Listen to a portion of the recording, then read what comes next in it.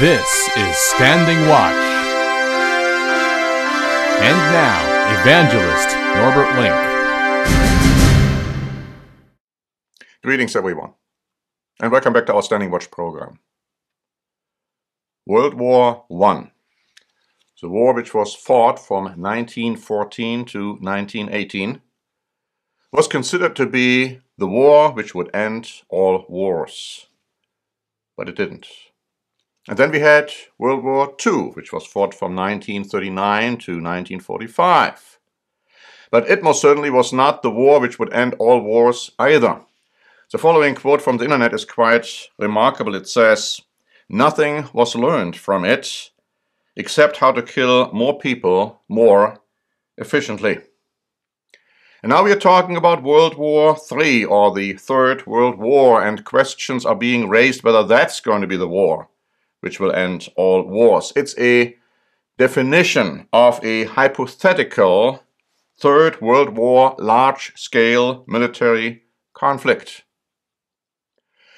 Alarming developments, in my mind, are occurring in Germany right now. I'd like to read to you from Reuters, dated August 24.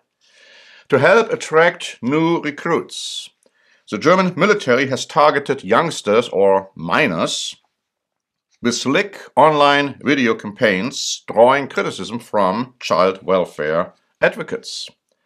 But the campaigns are paying off. According to a survey of 20,000 school students across the country, the military is now considered Germany's third most attractive employer. But there are obviously problems with that concept. Ilka Hoffmann, a board member of the GEW union, which represents about 280,000 teachers, social workers, and education workers, said, "In no other profession does one learn to kill, and is one confronted with the danger of dying in war." Now, what about the next war? What about World War III? We are being told that the next major war is going to be more devastating than anything which has happened before. Here's an article by The Telegraph dated August 20.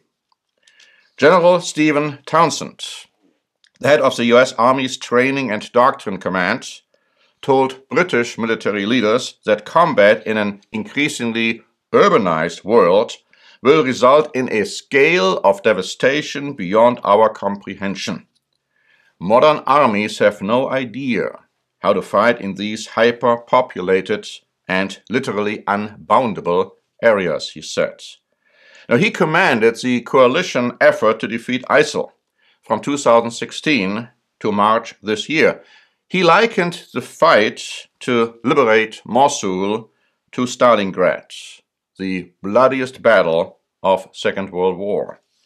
He questioned whether Western armies had maintained the skills and the stomach for such a fight. Battles are won by young soldiers fighting in sand, in mud, in heat, and in cold, he said. High-tech weapons are largely useless in such battles. Ben Barry, Senior Fellow for Land Warfare at the International Institute for Strategic Studies, points to the urban training facilities in Israel, France, and Germany as being superior to the British. He says senior army officers are well aware of the relative limitation of the British training facilities. Now, what about the next war? Could America, could Great Britain, could the State of Israel suffer outright military defeat in World War III? That is the question. National Interest wrote on August 25 about the United States, and they gave us an alarming, speculative report. It says great powers frequently fell because they came to believe they could not be defeated. Should an adversary one day use space-based weapons to strip away our navigation and intelligence satellites, we would suffer a substantial and immediate loss of military capability. Many of our precision weapons would be useless. We must expect that one day another world power is going to develop a new class of weapon or capability that has never been seen, which will allow them to either neutralize our greatest offensive weapons or against which our best defenses will be inadequate. Maintaining the status quo will continue the erosion of our strength and increase the chances we may one day suffer outright military defeat. Now, these are words which we haven't heard for a long time. But my friends, the Bible tells you very clearly that that is exactly what is going to happen. The Bible prophesies that the United States of America, Great Britain, the state of Israel, the Jewish people will suffer military defeat in the soon coming World War III.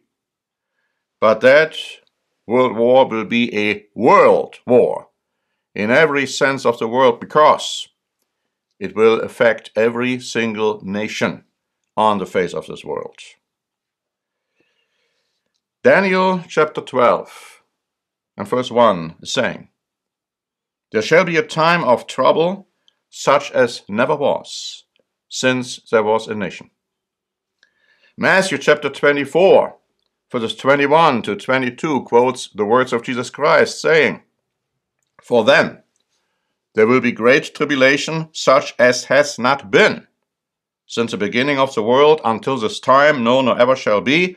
And unless those days were shortened, no flesh would be saved." And the Living Bible writes quite accurately, "Unless those days are shortened, all mankind will perish." And then finally you have this prophecy in the book of Jeremiah, chapter 30, verses 6 to 7. "Why do I see every man with his hands on his loins like a woman in labor, and all faces turned pale? For that day is great, so that none is like it, and it is a time of Jacob's trouble." The Living Bible says, in all history, when has there been a time of terror, such as in that coming day? When has there ever been a time of tribulation, of trial, of worldwide destruction? World War III. Will it be the war which will end all wars? If so, it's not the kind of end you and I would like to see. Now, the good news is that those days will be shortened, that Jacob will come out of that day of trouble. But first, they got to go into it. First, the whole world will have to experience the most devastating time of war in the history of mankind. Are you prepared for that? We have prepared a free booklet, The Great Tribulation and the Day of the Lord. This booklet tells you from the pages of the Bible what those terms actually mean and what they describe and what is going to happen in the future. You need this booklet to be ready when those times come, and they will come very soon. And I mean very soon. But of course, they also will culminate in the most glorious situation, the most glorious event in the history of mankind, and that is the return of Jesus Christ to establish the kingdom of God here on this earth. A kingdom of freedom and of the absence of war. Thank you very much for listening. This is Norbert Link for the Standing Watch program.